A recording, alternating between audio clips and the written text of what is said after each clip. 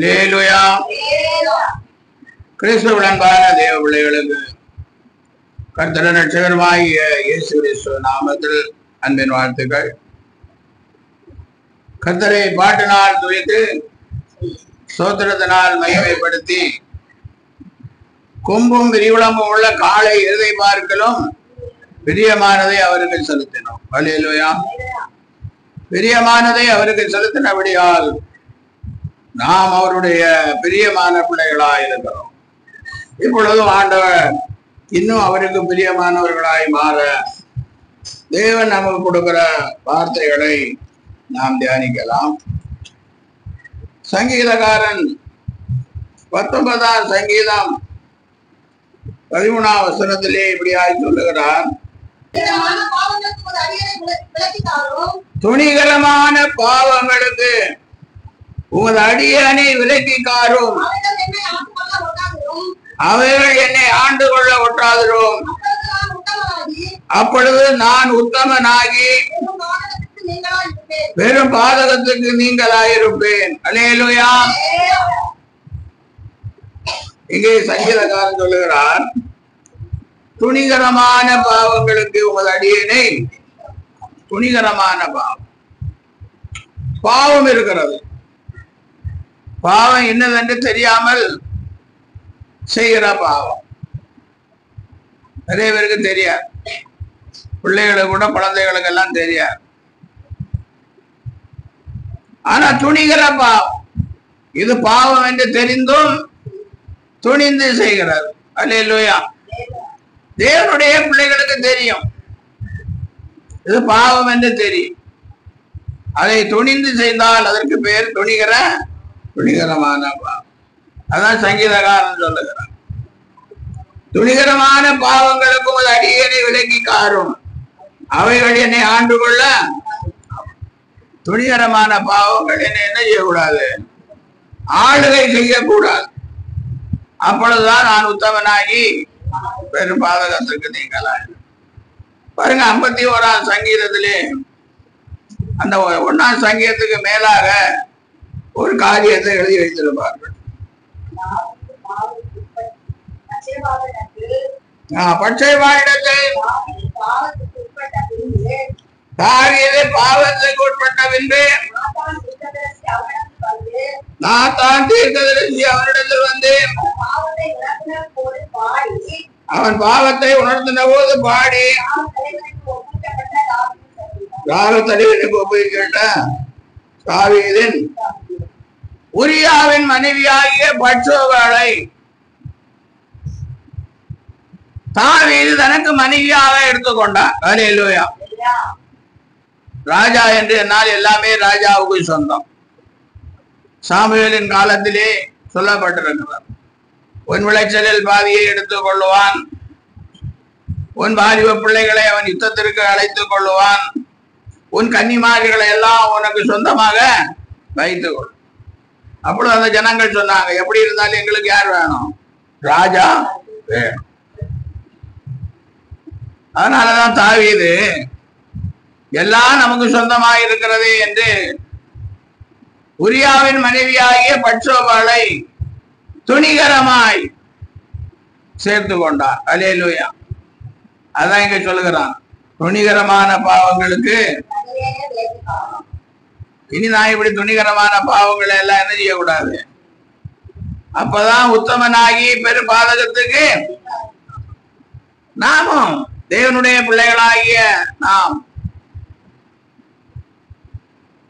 சின்ன சின்ன காரியங்களே ஆனாலும் சரி, பெரிய பெரிய காரியங்கள் ஆனாலும் சரி, துணிகரமாய் செய்கிறோம். இது தவறு என்று தெரிந்தும் துணிகரமாய் செய்கிறோம். அல்லேலூயா.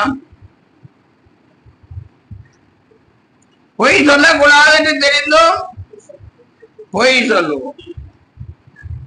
கெட்ட வார்த்தைகள் பேசக்கூடாது என்று தெரிந்தும் கெட்ட வார்த்தைகளை பேசுவோம். அல்லேலூயா.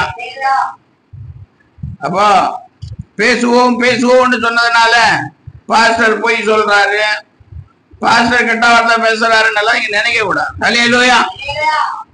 எல்லாருக்கும் புரியும்படியாய் அதை சேர்த்து சொல்லுகிறோம். எல்லாருக்கும் புரியும்படியாக சொல்ல வேண்டியதாக இருக்கிறது. அல்லேலூயா. அப்போ தேவனுடைய பிள்ளைகளுக்கு தெரிகிறது இது செய்யக்கூடாது என்று நன்றாகவே. இப்ப மோசேக்கு கொடுத்த பிரமாணத்துல மேலே வானத்திலும் கீழே பூமியிலும் யாதொரு விக்கிரகத்தையாலும் சொர்க்கத்தையாலும் உண்டாக்க வேண்டாம், அவைகளை நமஸ்கரிக்கவும் வேண்டாம், சேவிக்கவும் வேண்டாம். ஆனால் இன்றைக்கு 100% கிறிஸ்தவர்கள் விக்கிராராதனை செய்கிறார்கள், துணிகரமாய் செய்கிறார்கள். எப்படி செய்கிறார்கள்? துணிந்து செய்கிறார்கள். அப்போ துணிகரமான பாவம் நம்மை பரலோகத்திலே கொண்டு சேர்க்காது. துணிகரமான பாவம் நம்மை நரகத்திலேயே கொண்டு விட்டுரும். அதனால்தான் சங்கீதக்காரன் சொல்லுகிறார், துணிகரமான பாவங்களுக்கு அடியே விலைக்கு காரும் அவைகளை ஆண்டு ஒட்டாதிரும், அப்பொழுது நான் உத்தமனாகி பேரும் பாதகத்துக்கு நீங்களாயிருப்பேன். அல்லேலூயா. பெரிய குற்றவாளியாகாமல் அதுக்கு நீங்களாயிருப்பேன். அல்லேலூயா. இல்லைன்னா ஆண்டவருக்கு முன்பாக பெரிய குற்றவாளிகளாயிருக்கும். ஆண்டவருக்கு முன்பாக எப்படி இருப்போம்? பெரிய குற்றவாளிகளாயிருக்கும். வரும் ஆவியாகமும் 2ஆம் அதிகாரம் 16-17 வசனத்திலே தேவனாகிய கர்த்தர் மனுஷனை நோக்கி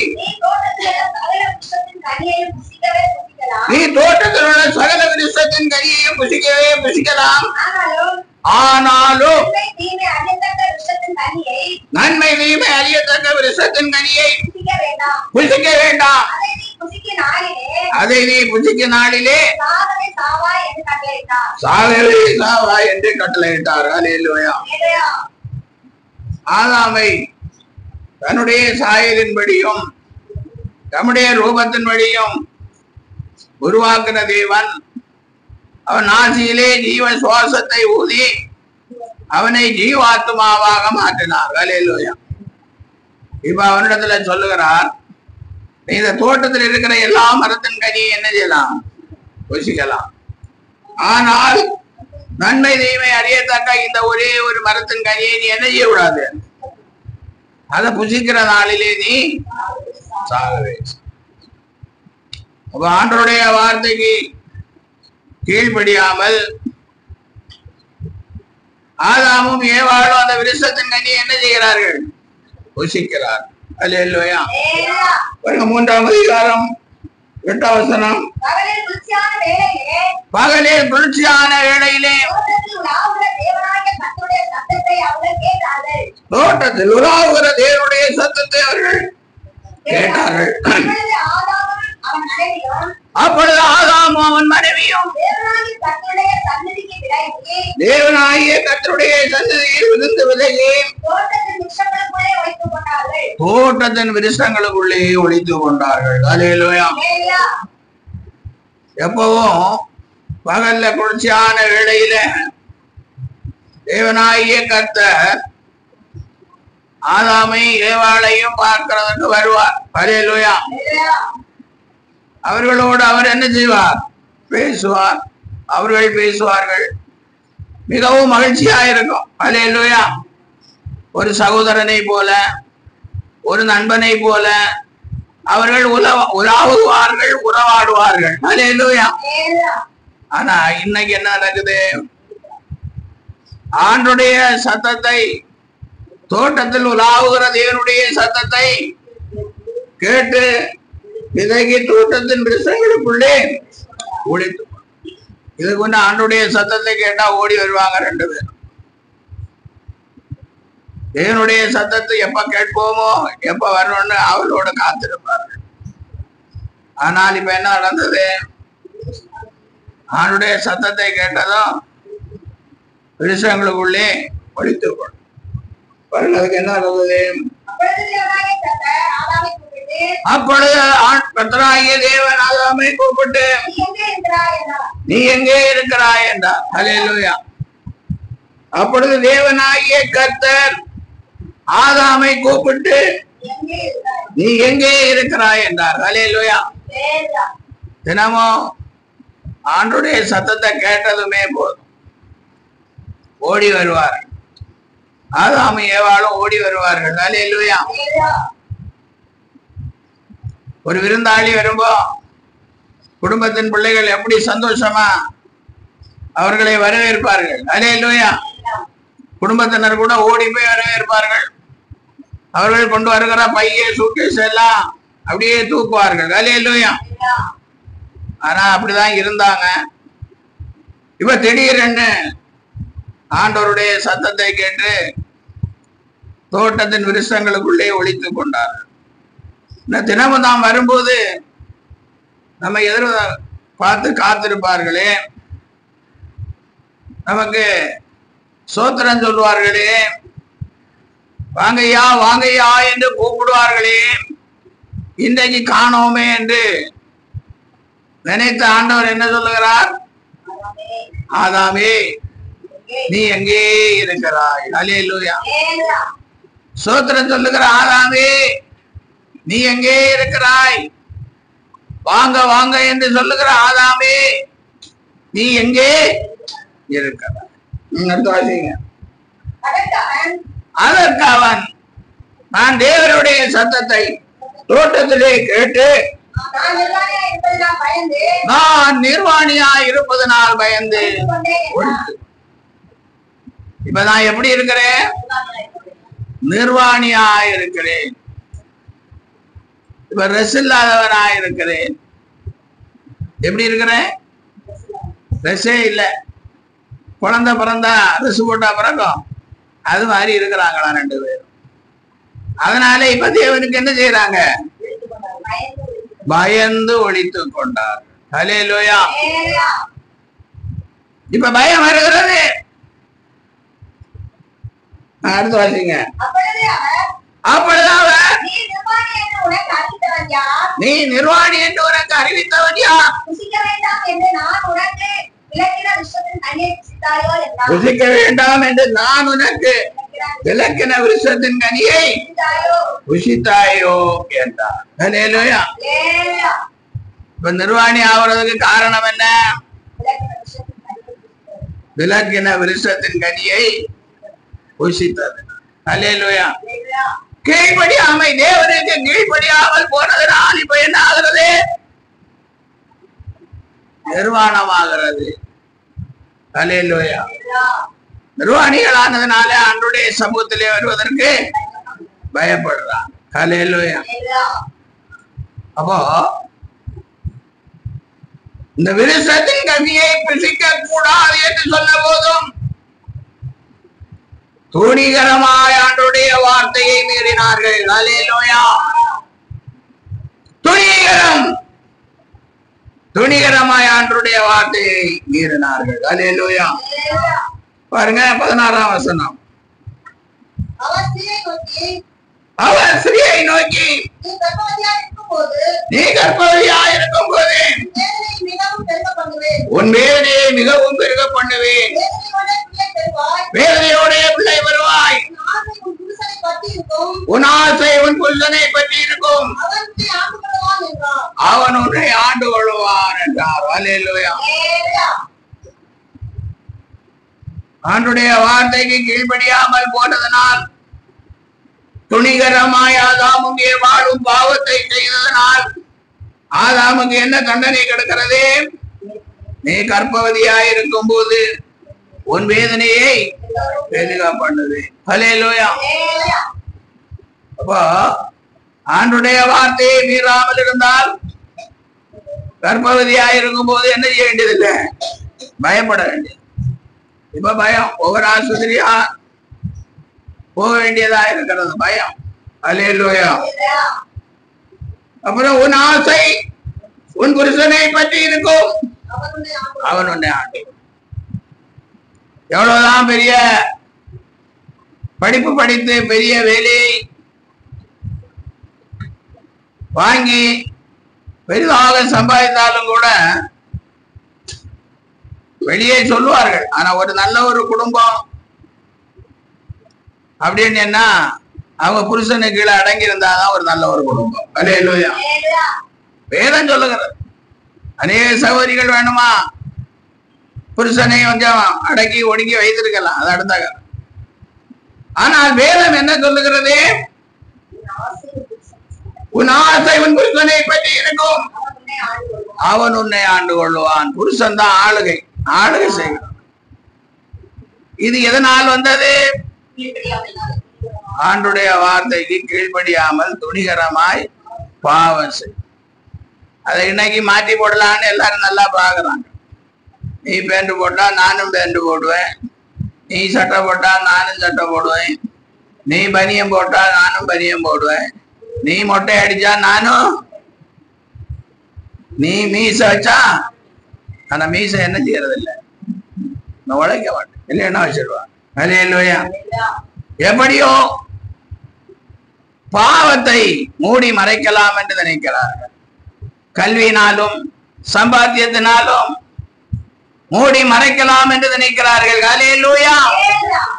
தேவனுடைய பிள்ளைகள் அப்படிதான் மாறி போய் கொண்டிருக்கிறார். அடுத்த வசனம், பின்பவர் ஆதாமை நோக்கி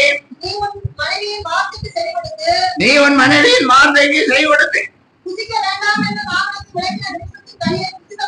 புசிக்க வேண்டாம் என்று நான் உனக்கு விலக்கின விருஷத்தின் கனியை புசித்தபடியினாலே பூமி உன் நிமித்தம் சபிக்கப்பட்டிருக்கும். நீ உயிரோடு இருக்கும் நாளெல்லாம் வருத்தத்தோடே அதன் பலனை புசிப்பாய். அல்லேலூயா. இப்ப ஆண்டோடைய வார்த்தைக்கு கீழ்ப்படியாமல் போனதுனால, துணிகரமாய் பாவம் செய்ததுனால என்ன சொல்றாரு? வருத்தத்தோட பூமி உன் நிமித்தம் சபிக்கப்பட்டிருக்கும். நீ வருத்தத்தோட அதன் பலனை புசிப்பாய். வருத்தம். விவசாயிகள் எல்லாம் மழை இல்லைன்னு சொன்னா கரிஞ்சு போன பயிரை பிடுங்கி காட்டுறாங்க. மழை பெஞ்சா தண்ணியில மூழ்கி போன பயிரை எல்லாம் பிடுங்கி காட்டுறாங்க. கதிர் வந்ததுக்கு அப்புறம் பூச்சி அரிச்சு போச்சுன்னு சாரியான நெற்கதிர்களை எல்லாம் பிடுங்கி காட்டுறாங்க. அல்லேலூயா. அப்போ எவ்வளவோ கஷ்டப்பட்டு விவசாயம் பண்ணியும் இவ என்னத்தோட சாப்பிட வேண்டியது இருக்கு? வருத்தத்தோட சாப்பிட வேண்டியது.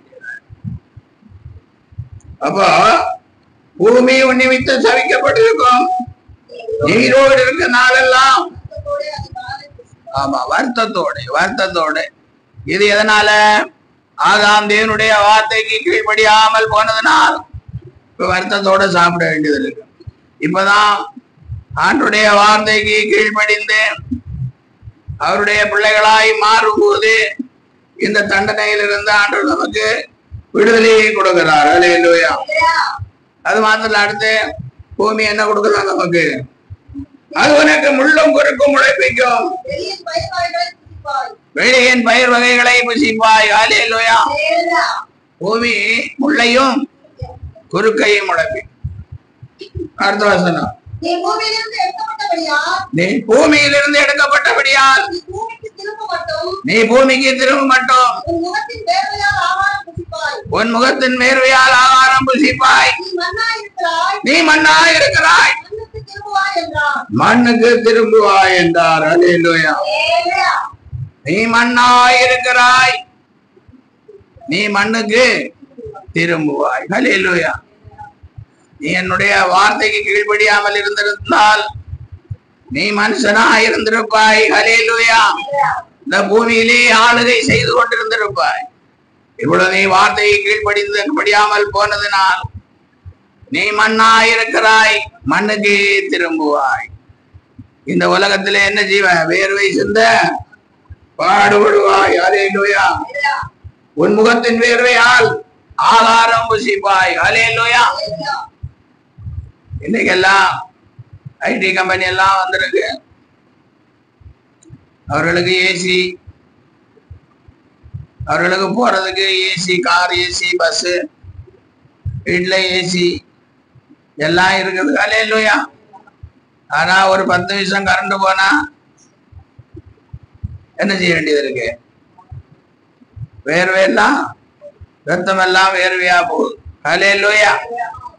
ஆனா ஆண்டுடைய வார்த்தைக்கு ஆதாம் கீழ்ப்படியாமல் போறதினால் அவன் நெற்றி வேர்வையை நிலத்துல சிந்தும்படி பாடுபட்டு உழைக்க வேண்டியதா இருக்கும்.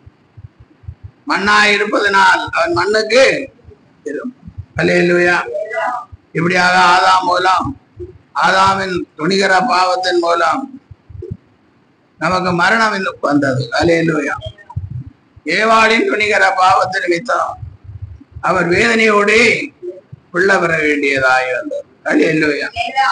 வருகிறதும் இப்ப வேதனை தான், பிள்ளைகளை பெற்றெடுத்து வளர்க்கறதும் வேதனை தான், அப்புறம் வளர்ந்ததுக்கு அப்புறம் வேதனை தான், சாகிறது வரைக்கும் பிள்ளைகளை குறித்து என்ன செய்ய வேண்டியதா இருக்கு? வேதனைப்பட வேண்டியதா. பிள்ளைகளை குறித்து ஒரே கவலை. வேலைக்கு போற பிள்ளைங்க நிறைய வேலைக்கு போகுதான், வேலைக்கு போற பிள்ளைங்க சினிமாவுக்கு போகுதான், வேலைக்கு போற பிள்ளைங்க பீச்சுக்கு போகுதான்னு கூட பெற்றோர்களுக்கு ஒரு சந்தேகம் இருக்கிறது. அல்லேலூயா. ஏன் சந்தேகம் இருக்குன்னா, நம்ம பீச்சு பக்கம் போனா தெரியும் யார் வீட்டு பிள்ளையோ யார் கூட என்ன செய்யுது, சுத்தியோ நட. அப்படி இருக்கும்போ எல்லா பெற்றோருக்கும் என்ன இருக்கும்? வேதனை தான். அதனால தேவனுடைய பிள்ளைகளே, ஆண்டுடைய வார்த்தையை கேட்கிற குட்டி பிள்ளைகளே, பெரிய பிள்ளைகளே, எல்லாம் கர்த்தருக்கு பயந்து நடையுங்க. அப்பொழுது கர்த்தருடைய ஆசீர்வாதத்தை பெற்றுக் கொள்வீர்கள். அல்லேலூயா. அடுத்தபடியாய் பாருங்கள், ஆதியாகமம் 17ஆம் அதிகாரம் 1ஆம் வசனம். ஆபிரகாம் 99 வயதான போது கர்த்தர் ஆபிரகாமுக்கு தரிசனமாகி, நான் சர்வ வல்லமை உள்ள தேவன், நீ எனக்கு முன்பாக நடந்து கொண்டு உத்தமனாயிரு. ஆபிரகாமுக்கு 75 வயதில் ஆண்டவர் வாக்கு கொடுத்தார். கடற்கரை மணலை போலவும் வானத்து நட்சத்திரங்களை போல உன்னை பெருக பண்ணுவேன். இப்போ ஆபிரகாம் 99 வயசான போது ஆண்டவருக்கு முன்ன வந்துட்டு, ஆண்டவரே எனக்கு என்ன தருவி, நான் பிள்ளை இல்லாமல் இருக்கிறேனே, இந்த தமஸ்கு ஊரான் ஆகிய எலியேசர் என் வீட்டு விசாரணைக்காரனாக. அப்போ ஆபிரகாமை பார்த்து ஆண்டவர் என்ன சொல்லுகிறார்? கர்த்தர் ஆபிரகாமுக்கு தரிசனமாகி, நான் சர்வ வல்லமையுள்ள தேவன், நீ எனக்கு முன்பாக நடந்து கொண்டு உத்தமனாய். அல்லேலூயா. அப்ப ஏன் அப்படி சொல்றார்? நமக்கெல்லாம் ஆபிரகாம், ஈசாக்கு, யாக்கோபு எல்லாம் நம்முடைய முற்பிதாக்கள். அல்லேலூயா. அவர்களுக்கு பிரமாணங்கள் எல்லாம் கொடுக்கப்படாத காலம். ஆனாலும் ஆண்டவர் சொன்ன வாக்கு நிறைவேறலேன்னு, ஆண்டவரே எனக்கு என்ன தருவீர், என்ன தருவீர் என்ன. இதை ஏன் சொல்லுகிறேன் என்றால், நமக்கு நிறைய காரியங்கள் நடக்காமல் இருக்கலாம். அல்லேலூயா. பாருங்க, 16ஆம் அதிகாரம் 1-2 வசனம். ஆபிரகாமுடைய மனைவியாகிய சாராய்க்கு பிள்ளை இல்லாதிருந்தது. ஏத்து தேசத்தாளாகிய ஆகார் என்னும் பேர் கொண்ட ஒரு அடிமை பெண் அவளுக்கு இருந்தாள். சாராய் ஆபிரகாமை நோக்கி, நான் பிள்ளை வளாதபடிக்கு கர்த்தர் என் கர்ப்பத்தை அடைத்திருக்கிறார், என் அடிமை பெண்ணோடே சேரும், ஒருவேளை அவளால் வீடு கட்டப்படும் என்றால். மனைவி சொல்லாம இருந்தாலே தப்பு பண்ற ஆம்பிள்ளைங்க உலகம். அல்லேலூயா. இப்ப மனைவி ஒரு வாக்கு கொடுத்த உடனே சாராயின் வாக்குக்கு என்ன செஞ்சாராம்? ஆமா, செய்யக்கூடாது.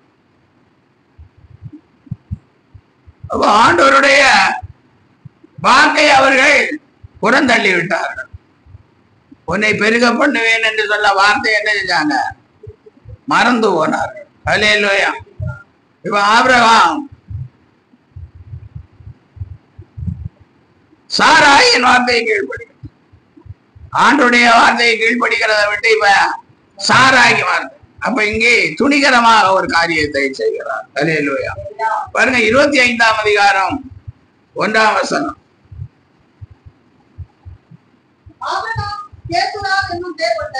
ஆபிரகாம் கேத்தூராள் என்னும் பேர் கொண்ட ஒரு ஸ்திரியையும் விவாகம் பண்ணி இருந்தான். ஹல்லேலூயா.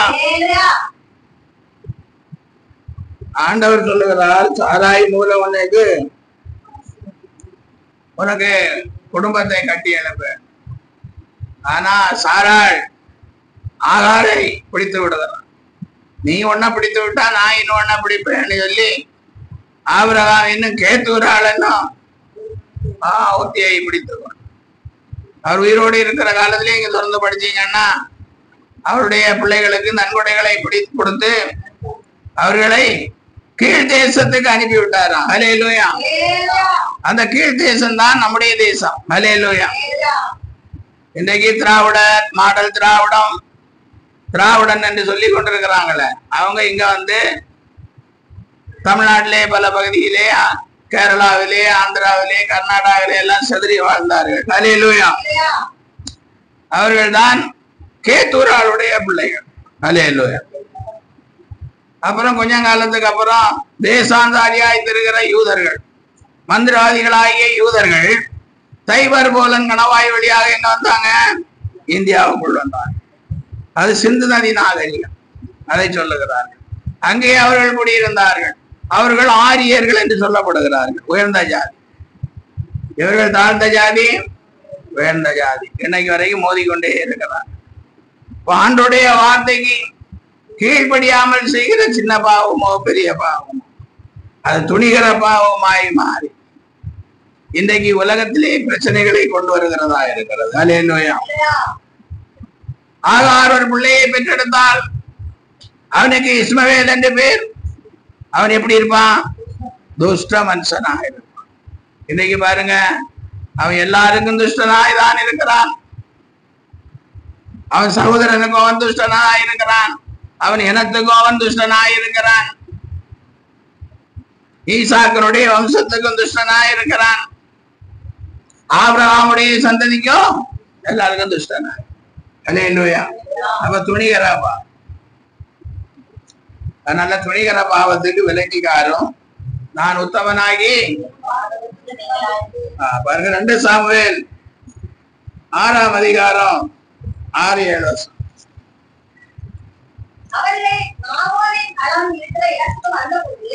அவர்கள்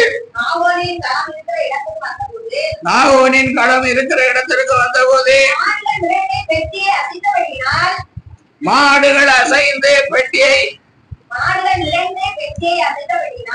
மாடுகள் மிரண்டு பெட்டியை அசைத்தபடியினால் ஊசா தேவனுடைய பெட்டியிடமாய் தன் கையை நீட்டி அதை பிடித்தான். அப்பொழுதே கர்த்தருக்கு ஊசாவின் மேல் கோபம் உண்டது. அவனுடைய துணிகரத்து நிமித்தம் தேவன் அங்கே அவனை அடித்தார். அவன் அங்கே தேவனுடைய பெட்டி அண்டையில் ஊசா என்று ஒரு மனுஷனை குறித்து இங்கே சொல்லப்பட்டிருக்கிறது. ஹல்லேலூயா. அவன் தாவீதுக்கு இருந்த போர் வீரர்களில் ரொம்ப சாமர்த்தியம் உள்ள ஒருவன். ஹல்லேலூயா. அப்போ ஆண்டவருடைய உடன்படிக்கை பெட்டியை எடுத்து வரக்கு தாவீது ஆள் அனுப்பின போது இங்கே பலசாலி ஆகிய ஊசா தேவனுடைய பெட்டியை மாட்டு வண்டியை ஓட்டி வர்றான். ஹல்லேலூயா.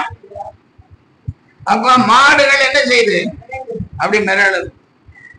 மாடு மிரண்டது, பெட்டி என்ன செய்யுது?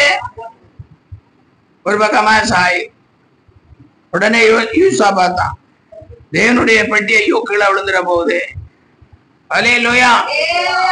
அப்படியே தன் கையை நீட்டி என்ன பலசாலியாகிய யூசா கையை நீட்டி பெட்டியை வேடித்தான். அவன் அதை துணிகரமா செஞ்சான். நம்முடைய பார்வைக்கு அவன் ஆண்டோடைய பெட்டி விழப்போகுது என்று அனுதாபப்பட்டான். ஹல்லேலூயா. அனுதாபப்பட்டு பிடிச்சதுனால பிடிச்சான். நம்ம கணக்கு அனுதாபம். ஆண்டோடைய பார்வைக்கு அது துணிகரம். அப்போ கோபம் வந்தது. ஆண்டவருக்கு ரொம்ப கோபம் வந்தது. ஆண்டவருக்கு கோபம் வந்தது. அவனை என்ன செஞ்சா? அங்கே அவனே அடித்தார். அவன் அங்கே தேவனுடைய பெட்டி அண்டையிலே செத்தான். அல்லேலூயா. அப்பொழுது கர்த்தருக்கு ஊசாவின் மேல் கோபம் உண்டது. அவனுடைய துணிவு நிமித்தம் தேவன் அங்கே அவனை அடித்தார். அவன் அங்கே தேவனுடைய பெட்டி அண்டையிலே செத்தான். அல்லேலூயா. இது நமக்கு கொஞ்சம் வருத்தமா தான் தெரியுது. அல்லேலூயா. ஆண்டவர் இந்த காரியத்தை செய்திருக்க கூடாது என்று நம்ம கூட வேணுமா யோசனை சொல்லுவோம். அல்லேலூயா. ஆனா பாருங்க, 1 நாளாகமம் 15ஆம் அதிகாரம் 2ஆம் வசனம் எப்படியாய் சொல்லுகிறார். பிற்பாடு தாவீது லேவியை தவிர வேறொருவரும் தேவனுடைய பெட்டியை எடுக்கலாகாது. தேவனுடைய பெட்டியை எடுக்கவும் என்றைக்கும் அவருக்கு பணிவிடை செய்யவும் அவர்களையே கர்த்தர் தெரிந்து கொண்டார் என்றான். அல்லேலூயா. தேவனுடைய பெட்டியை சுமக்கிறதும் தேவனுடைய பெட்டியை தூக்குறதும் எல்லாம் யாருடைய வேலை? லேவியர். அவர்களுக்கு பங்கு, கர்த்தரே பங்கு. அல்லேலூயா. அதனாலதான் அவர்களுக்கு தசமபாகத்தை கொடுக்க ஆண்டவர் சொல்லுகிறார். அல்லேலூயா. காணிக்கை அவர்கள் மட்டும்தான் வாங்கலாம், மற்றவர்கள் என்ன செய்யக்கூடாது, வாங்க கூடாது. இங்க ஊசா அவனுடைய சரீரத்தில் இருந்த பலத்து நிமித்தம் வண்டியை ஓட்டுகிறான், பெட்டியை பிடிக்கிறான். அதான் ஆண்டவர் துணிகரமாய் அவன் அதை செய்தபடியால் ஆண்டவர் அவனை அடிக்க அவன் அங்கே செத்தான். அல்லேலூயா. இது யார் செய்ய வேண்டிய வேலை? லேவியர் செய்ய வேண்டிய வேலை. அல்லேலூயா. பாருங்க, லூக்கா எழுதின சுவிசேஷம் 16ஆம் அதிகாரம் 13ஆம் வசனம். எந்த ஊழியக்காரனும் 2 எஜமான்களுக்கு ஊழியம் செய்யக்கூடாது. ஒருவனை பகைத்து மற்றவனை சிநேகிப்பான், அல்லது ஒருவனை பற்றி கொண்டு மற்றவனை அசட்டை பண்ணுவான். தேவனுக்கும் உலக பொருளுக்கும் ஊழியம் செய்ய என்றார். அடுத்த வசனம். இவைகளை எல்லாம் பொருளாசைக்காரராகிய பரிசேயர் கேட்டு அவரை லேவியர் தான் ஆண்டவருடைய ஊழியத்தை செய்யணும். உலகத்துக்கு ஊழியம் செய்கிறவன் உலகத்துல சம்பாதிக்கிறவன். ஆண்டவருடைய ஊழியத்தை என்ன செய்யக்கூடாது, செய்யக்கூடாது. அதான் இங்க சொல்லப்பட்ட ஆண்டவர் நல்லா சொல்ல, எந்த ஊழியக்காரன் 2 எஜமான்களுக்கு ஒன்றில் இயேசு கிறிஸ்து ஊழியம் செய், இல்லைன்னா உலக பிரகாரமான ராஜாவுக்கு என்ன செய்யும், ஊழியம். ஒருவனை பகைத்து மற்றவனை சிநேகிப்பார்.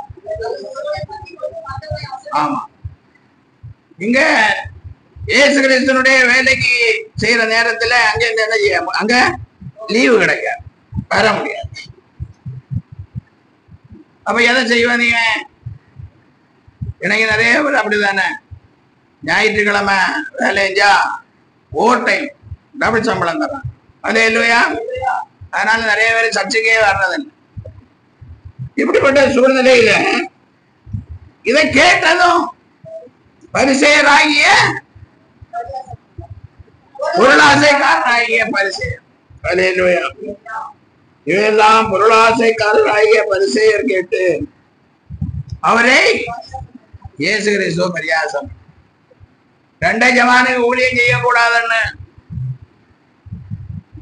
இயேசு கிறிஸ்து சொன்ன போது பொருளாசைக்காரர்கள் அதை கேட்டு என்ன செஞ்சாங்க, பரியாசம் பண்ணாங்க. இயேசு நான் கூட சில அன்பான சகோதரர்களிடத்துல சொல்லி இருக்கேன், இப்ப இல்ல, ஒரு 20-25 வருடங்களுக்கு முன்பாக ஊழியத்திற்கு வந்த காலகட்டத்தில்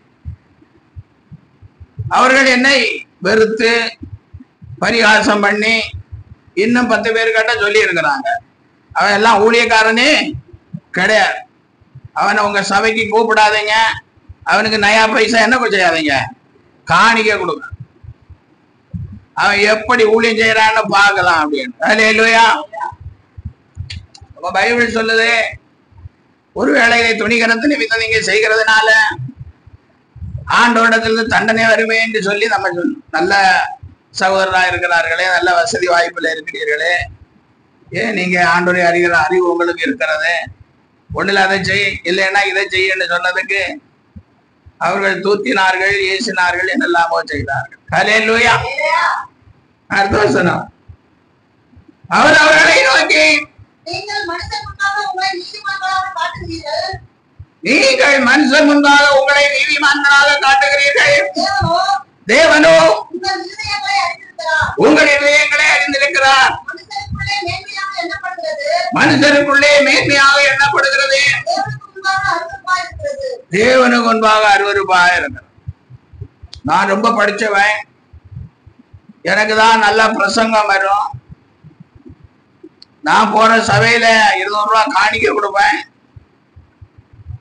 இப்படி மேன்மையாக எண்ணுகிறார்கள். ஆனா ஆண்டவர் அதை எப்படி இப்ப நினைக்கிறாரு? ஆண்டவர் கொஞ்சம் ஊழியக்காரங்க இருக்கிறாங்க, அழைப்பினால் இயேசு கிறிஸ்து அழைத்த அழைப்பினால் வந்த ஊழியக்காரர்களோ இல்ல தானா ஏவப்பட்டு வந்தவர்களோ தெரியாது. அவர்களுக்கு இப்படிப்பட்ட 2 எஜமானுக்கு ஊழியம் செய்கிற ஊழியக்காரர்கள் கொஞ்சம் தேவைப்படுகிறார். ஏன்னா அவங்க வந்தா எவ்வளவு கொடுப்பாங்க? 200 ரூபாய் கொடுப்பாங்க. என்ன கொடுப்பாங்க? என்ன அப்படியே மௌனம் ஆயிட்டீங்க? இப்ப எல்லாம் 200 ரூபாய்க்கு என்ன செய்யறதா? சரி 500 ரூபாய மாத்தீங்க, இல்ல 1000 ரூபாய மாத்தீங்க. ஹல்லேலூயா. ஓ, இயேசு கிறிஸ்துவுக்கு ஊழியம் செய்தா இயேசு கிறிஸ்து யாரு? அவர் எஜமான். ஹல்லேலூயா. அப்ப நமக்கு சம்பளம் யார் தரணும்? இயேசு தானே தரணும். நீ ஏன் 2 எஜமானுக்கு ஊழியம் செய்யறவனோட எல்லாம் கூப்பிட்டு வச்சு அவன் சொல்ற கதையெல்லாம் கேட்டு சிரிச்சு கொண்டிருக்கிறிய? வெக்கமா இல்ல? ஆண்டவரனை அழைச்சாருன்னு சொல்லி ஊழியத்துக்கு வந்த ஊழியக்காரனே உனக்கு வெக்கமா இல்ல? இது ஆண்டோடைய பார்வைக்கு எப்படி இருக்கிறது? அருவருப்பா இருக்கிறது. அதனாலதான் ஊசா மாட்டு வண்டியை கட்டி கொண்டு உடன்படிக்கையை தூக்கி வைத்துக் கொண்டு அப்படி போகும்போது மாட்டுக்கு ஆண்டவர் என்ன பண்ணாரு? வால்ல 2 திரும்ப கொடுத்தாரு. ஹல்லேலூயா. உடனே மாடு என்ன ஆச்சு? ஒன்னு இப்படி போச்சு, ஒன்னு அப்படி போச்சு. இப்ப பெட்டி என்ன ஆக போகுது? கீழே விடாம நீ பிடிக்க, நீ பிடிக்கலாமா? லேவியரான ஆசாரியர் தானே அதை தொடணும். நீ ஏன் பிடித்த? நீ மாட்டு வண்டி ஓட்டுனதே தப்பு, மாட்டு வண்டியில ஏறி உட்கார்ந்ததே தப்பு. இப்படி துணிகரம் நிறைய பேருக்கு துணிகரம். எல்லாருக்கும் ஊழியம் செய்யணும்னு ஆசை, எல்லாருக்கும் ஊழியம் செய்யணும்னு ஆசை. ஆனா யாருக்கும் பரிசுத்தமா ஜீவிக்கணும், தேவபக்தியோடு ஜீவிக்கணும், அந்த மாதிரி எண்ணம் கிடையாது. ஊழியம் செய்யணும். என்ன ஊழியம்? அட்டூழியம். அட்டூழியம் செய்யறாங்க.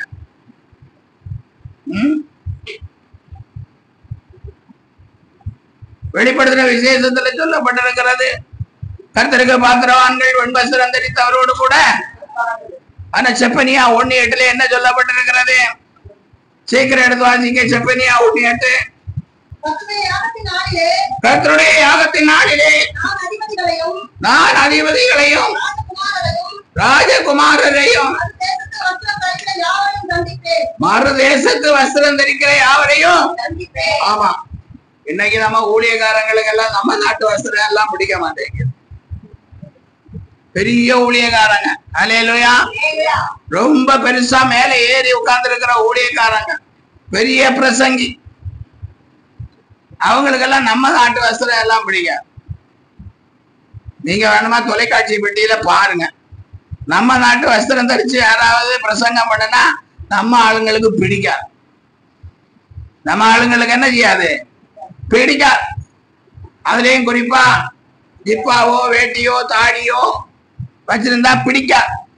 நல்ல ஸ்டைல் மீச வச்சிருக்கணும். ஹல்லேலூயா.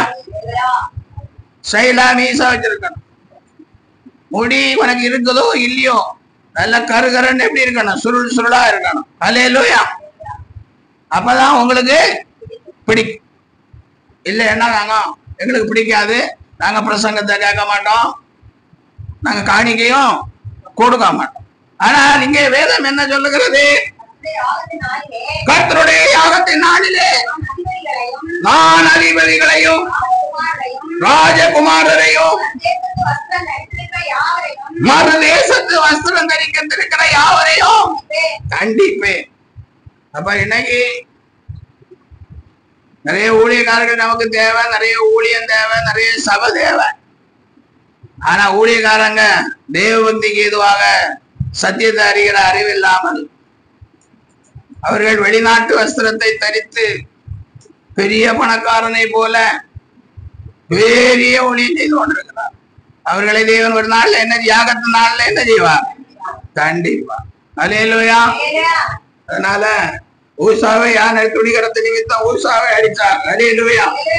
அடுத்தபடியாய் பாருங்க 2 நாளாகமம் 26ஆம் அதிகாரம் 16ஆம் வசனம். அவன் பலப்பட்ட போது தனக்கு கேடுண்டாக மட்டும் அவருடைய மனம் ஏட்டிமையாகி தன் தேவனாகிய கர்த்தருக்கு விரோதமாய் மீறுதல் செய்து தூப பீடத்தின் மேல் தூபம் காட்ட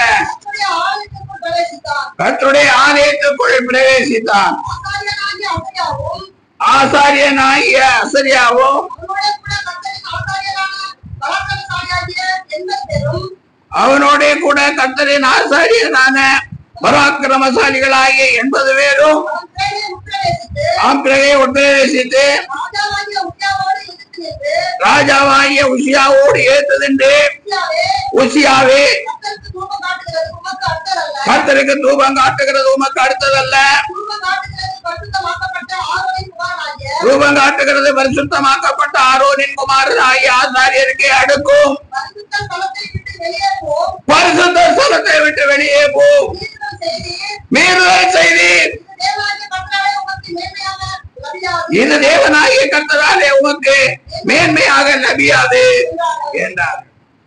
உசியா ராஜாவே, நீர் தூபம் காட்டக்கூடாது, இது ஆரோனின் சந்ததிக்கு கொடுக்கப்பட்டது, அதனால நீர் வெளியே போவோம் என்று சொன்னார்கள். 49வது சொன்னார். அப்பொழுது உசியா கோபம் கொண்டான். ராஜா இல்ல, ராஜாவுக்கு கோபம் தான் வரும். அவன் தூப கலசத்தை தன் கையிலே பிடித்து ஆசாரியருடைய கோபமாய் பேசுகிற போது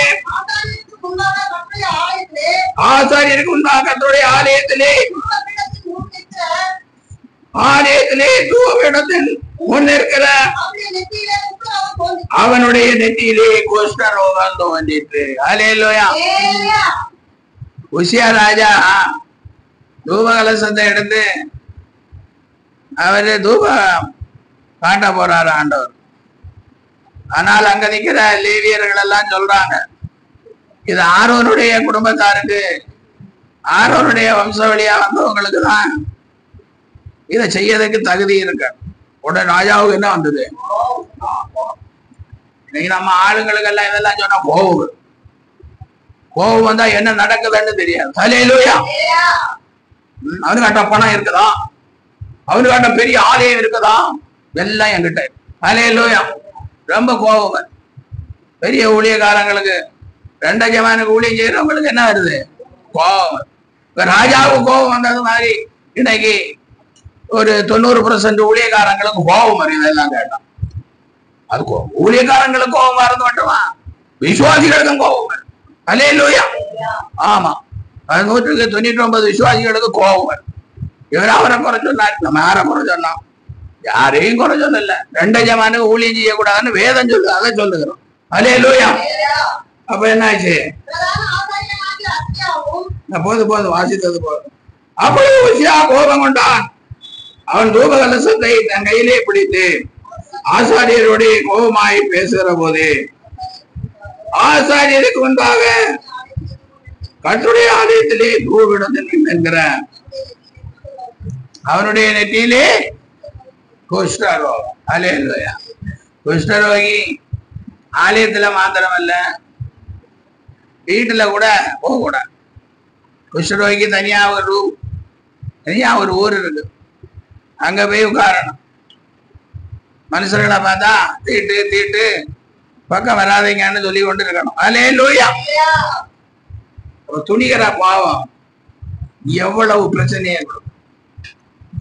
இதெல்லாம் ஏன் சொல்லுகிறேன்னா, இந்த துணிகரமாய் வேலையெல்லாம் செய்து தேவ கோபத்துக்கு ஆளாகாதீர்கள் என்பதற்காக தான் இதெல்லாம் சொல்லுகிறது. அல்லேலூயா.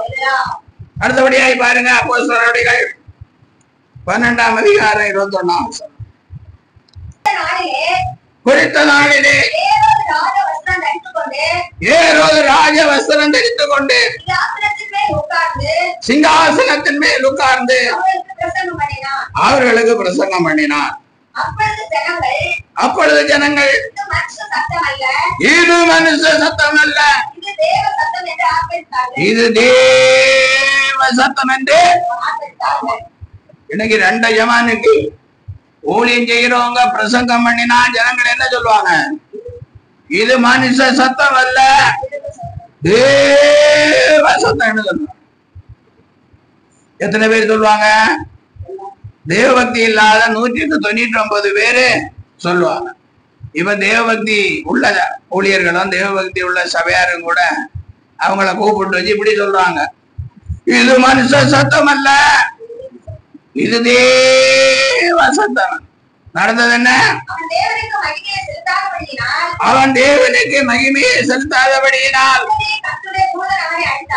உடனே கர்த்தருடைய தூதன் அவனை அடித்தான். அவன் புழு புழுத்து இறந்தான். அல்லேலூயா. ஊசாதனுடைய பலத்து நிமித்தம் பெட்டியை பிடிக்க போனா, அங்கே அடித்தார், செத்தான். இங்கே ஒருத்தன் தூபகலசத்தை பிடித்துக் கொண்டு பலிபீடத்துல தூபம் காட்ட போனா, அவனுக்கு குஷ்டரோக நெட்டிலே வந்தது. இங்கே ஒருவன் பேசுகிறான். உடனே ஜனங்கள் எல்லாம், இது மனுஷ சத்தம் அல்ல, தேவசம். உடனே ஆண்டவர் அவன் என்ன செஞ்சாரு? அடித்தார், புழு புடுத்து சத்தம். அல்லேலூயா. இதெல்லாம் எதற்கு எழுதப்பட்டிருக்கிறது? நமக்காக தான் எழுதப்பட்டிருக்கிறது. நம்ம நல்ல பிள்ளைகளா இருக்கணும் என்பதுதான் எழுதப்பட்டிருக்கிறது. அல்லேலூயா. இன்னும் புரியலன்னு என்ன பண்றது? அடுத்தபடியாய் பாருங்கள், ஏசாயா 36ஆம் அதிகாரம் 10ஆம் வசனம். இப்பொழுதும் கர்த்தருடைய கட்டளை இல்லாமல் இந்த தேசத்தை அழிக்க வந்தேனோ, இந்த தேசத்துக்கு விரோதமாய் போய் அதை அழித்து போடு என்று கர்த்தர் என்னோட சொன்னாரே என்று சொன்னான். அல்லேலூயா. இஸ்ரவேல் ஜனங்களை அழித்து போடணும்னு கர்த்தர் சொன்னாராம். அதனால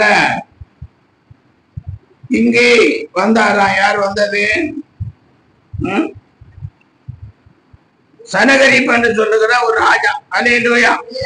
சரி, நம்ம நேரம் இல்ல, அதனால 37, 38 வாசிங்க. ஏசாயா 37. அவன் தன் கோவிலிலே படித்து கொள்ளுகிற போது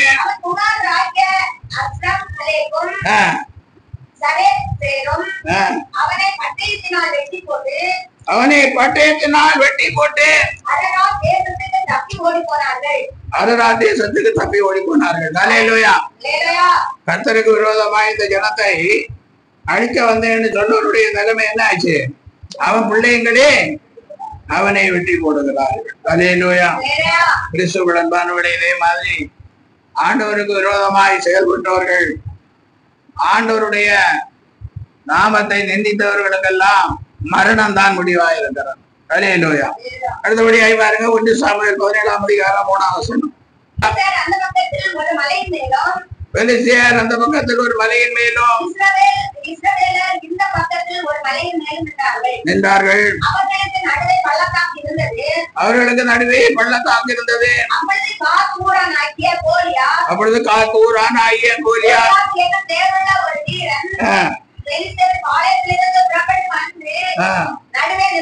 நிற்பான். சரி, 9 படிங்க, 9, 10 படிங்க. அவன் என்னோட யுத்தம் பண்ணவும் என்னை கொல்லவும் சமர்த்தனானால் நாங்கள் உங்களுக்கு வேலைக்காரராயிருப்போம். நான் அவனை ஜெயித்து அவனை கொள்வேனானால்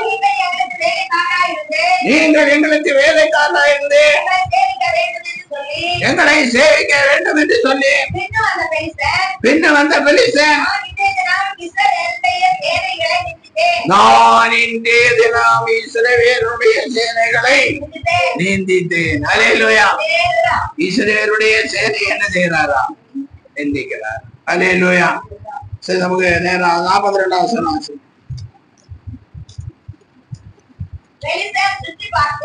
பெலிஸ்தர் சுற்றி பார்த்து தாவீதை கண்டு அவன் இளைஞனும்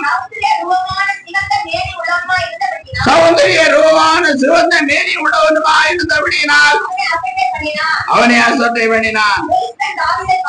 பெலிஸ்தன் தாவீதை பார்த்து நீ தடிகளோடு என்னிடத்தில் வர நான் நாயா என்று சொல்லி அவன் தன் தேவர்களை கொண்டு ஆமா சபித்தான். அல்லேலூயா. அங்க என்ன நடந்தது? முதல்ல என்ன நடந்தது? அவன் தேவனை நிந்தித்து நம்முடைய தேவனை நிந்திக்கிறான். இப்ப அவனுடைய தேவர்களை கொண்டு தாவீதை என்ன செய்யறான்? சபிக்கிறான். அடுத்து பின்ன வந்த பெலிஸ்தன் தாவீதை பார்த்து என்னிடத்தில் வா, நான் உன் மாம்சத்தை ஆகாயத்து பறவைகளுக்கும் காட்டு மிருகங்களுக்கும் கொடுப்பேன் என்றான். அதற்கு தாவீது பெலிஸ்தனை நோக்கி நீ பட்டயத்தோடும் ஈட்டியோடும் கேடகத்தோடும் என்னிடத்தில் வருகிறாய், நானோ நீ நிந்தித்த இஸ்ரவேலுடைய ராணுவங்களின் தேவனாகிய சேனைகளின் கர்த்தருடைய நாமத்திலே வருகிறேன். இன்றைய தினம் கர்த்தர் உன்னை என் கையில் ஒப்பு கொடுப்பார். நான் உன்னை கொண்டு உன் தலையை உன்னை விட்டு வாங்கி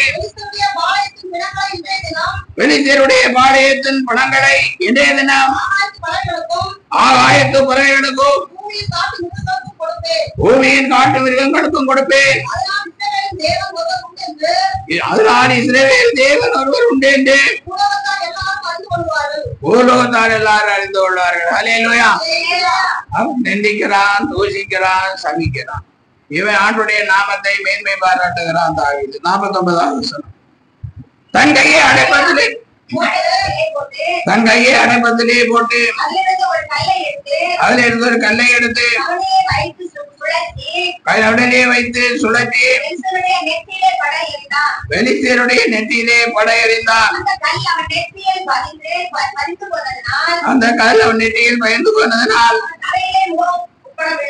அவன் தலையிலே முகப்புற விழுந்தான். இவ்விதமாய் தாவீது ஒரு கவனினாலும் ஒரு கல்லினாலும் பெலிஸ்தியரை மேற்கொண்டு அவனை மடங்கடித்து அவனை கொண்டு போட்டான். தாவீதின் கையில் பட்டயம் இல்லாதிருந்தது. ஆகையால் தாவீது பெலிஸ்தன் அண்டையில் ஓடி அவன் மேல் நின்று அவன் பட்டயத்தை எடுத்து அதை அவன் உரையிலிருந்து உருகி அவனை கொண்டு அதனாலே அவன் தலையை வெட்டி போட்டான். அப்பொழுது தங்கள் வீரன் செத்து போனான் என்று பெலிஸ்தியர் கண்டு ஓடி போனார். கோலியாத்து ஆண்டவரை நிந்திக்கிறான். அவனுடைய தெய்வங்களை கொண்டு இஸ்ரவேல் ராணுவத்தை சபிக்கிறான், தாவீதை சபிக்கிறான். அல்லேலூயா. ஆனா இஸ்ரவேலின் தேவன் தாவீதை கொண்டு ஒரு கவுன்கல்லினாலே அவனை கொண்டு போட்டார். அல்லேலூயா. கிறிஸ்துவுல் அன்பானவரே, தேவனுக்கு விரோதமாய் எழும்பும் போது எல்லாருக்கும் நஷ்டம்தான். ஆதாமுக்கும் நஷ்டம், ஆபிரகாமுக்கும் நஷ்டம், தாவீதுக்கும் நஷ்டம். அல்லேலூயா.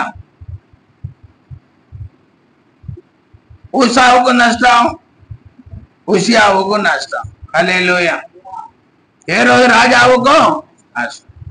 ஆனால் ஆண்டவருக்கு ஆண்டுடைய பிள்ளையாய் மாறும்போது எல்லாருக்கும் லாபம் உண்டாகிறது, எல்லாருக்கும் ஆசீர்வாதம் உண்டாகிறது, எல்லாருக்கும் சமாதானம் உண்டாகிறது, எல்லாருக்கும் சந்தோஷம் உண்டாகிறது, எல்லாருக்கும் ரட்சிப்பு உண்டாகிறது, எல்லாருக்கும் ஐஸ்வர்யத்தை ஞானத்தை ஆண்டவர் கொடுக்கிறார். அல்லேலூயா. அதனால தாவீது சொல்லும் போது என்ன சொல்லுகிறார்? துணிகர பாவங்களுக்கு என்னை விலக்கினார், அப்பொழுதுதான் உத்தமனாகி பெரும் பாதகத்துக்கு. துணிகர பாவங்கள் நம்மிடத்தில் இருக்கக்கூடாது. ஆண்டவருக்கு விரோதமாய் துணிஞ்சு எதையும் சொல்லக்கூடாது, செய்யக்கூடாது. அல்லேலூயா. அது பெரிய பாதகமாயி. பாத்தீங்க இல்ல, ஊசா எவ்வளவு பெரிய பலசாலி, ஏரோது ராஜா எப்படிப்பட்ட ஆளு, அப்புறம் உசியா ராஜா எல்லாம் பெரியவங்க. அவங்க நினைச்சா அப்படியே கட்டளையிட்டா அப்படின்னு அடக்கம். ஆனா அவங்களால ஒன்றும் ஆண்டவருக்கு விரோதமாக எழும்பின போது ஒன்றும் செய்ய முடியல. அது பாதகமா தான் முடியும். அல்லேலூயா. அதனாலதான் பாதகத்துக்கு சொந்தக்காரர்களாகாமல் இயேசுவுக்கு சொந்தக்காரர்களா இருந்து ஆசீர்வாதத்தை சுதந்திரித்துக் கொள்ள நம்மை மீண்டும் ஒரு விஷயம் ஆண்டவருக்கு என்று ஒப்பு கொடுப்போம். அல்லேலூயா. சோத்ரம் சோத்ரம் சோத்ரம். அல்லேலூயா.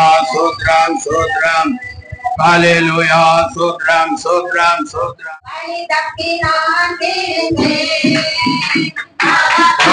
அதை சுமந்தாலே பழி தப்பினாண்டே, அவ பழி அதை சுமந்தாலே போராளே அழைத்தது என்னை, அவர் அன்பு போராளே அழைத்தது என்னை, நாளில் எந்தன் பாவம் நீங்கிட்டே, நாளில் எந்தன் பாவம் நீங்கிட்டே, சந்தோஷம் பொங்குதே, சந்தோஷம் பொங்குதே, சந்தோஷம் எது பொங்குதே, என்னை ரட்சித்தார், என்னை மாற்றினார், நாம் ஜெயிப்போம்.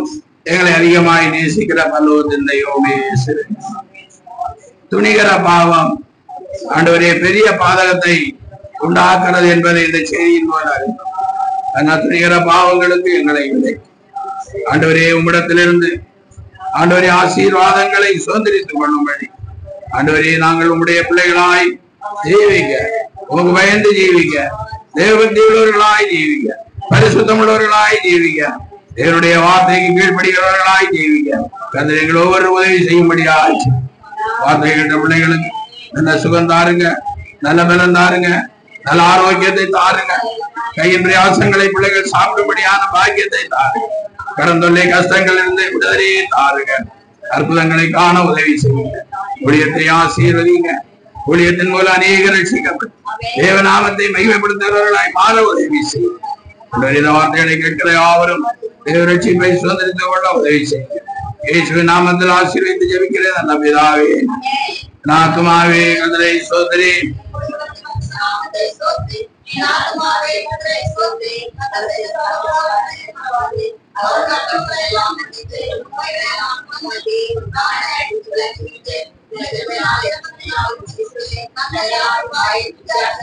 கடலுக்கு சமமாயவன் வயது திரும்ப வாழ வேண்டும் போல கொடுக்கப்படுகிற யாவருக்கும் நீதியையும் நியாயத்தை நம்முடைய கர்த்தராகிய இயேசு கிறிஸ்துவினுடைய கிருபையும் பிதாவாகிய தேவனுடைய அன்பும் பரிசுத்த ஆவியானுடைய ஐக்கியம் நடந்துள்ள அபிஷேகமும் ஆசீர்வாதம் வார்த்தை கேட்ட பிள்ளைகளோடும் சகல பரிசுத்தான்களும் நித்திய ஜீவன் ஊழியத்தோடும் என்றென்றுமாயிருப்பதாக. ஆமென். வாசம் செய்திட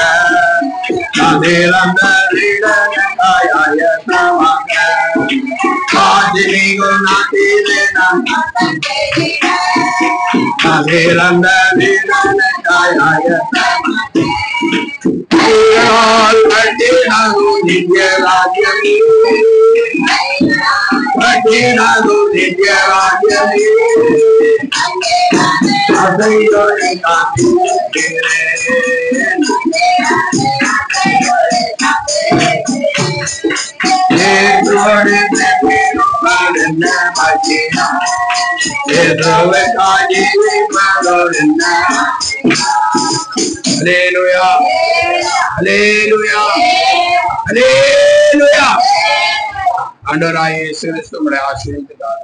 God bless you. Praise the Lord. Praise the Lord. Praise the Lord.